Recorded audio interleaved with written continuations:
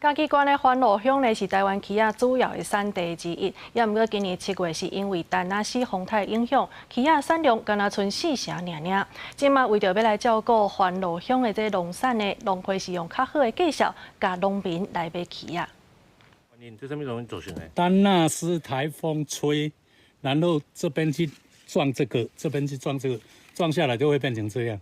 农民伫园仔内底，甲已经卖大也是受伤的鸡仔挽落来，要尽量养分，互生长较好的鸡仔。家己关番路种鸡仔的农民讲，但那西风台互真侪鸡仔拢有克伤的状况，刷落来大水雨，佫影响到鸡仔的生长，互今年的收成剩4成。疯狗期如果你雨水太多的话，像这一颗你长到最大，规格也不会超过4两。风台带来伊会烧壳，迄个果实内底就变乌去。 乌起内底你下的就像咖啡色，而且你要当饰品也不行，所以那个就变次级品。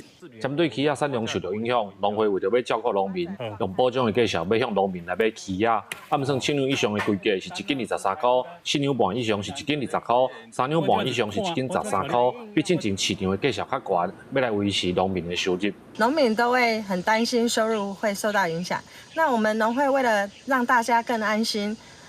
特别启动的保价收购的措施啊，不管市场行情如何，都能保障价格的来收购，确保农民基本的收益啊。番路乡是鸡仔主要的产地之一，种植面积有200公顷左右。农会除了保障价钱来买鸡仔以外，也透过加工的方式来推广在地鸡仔。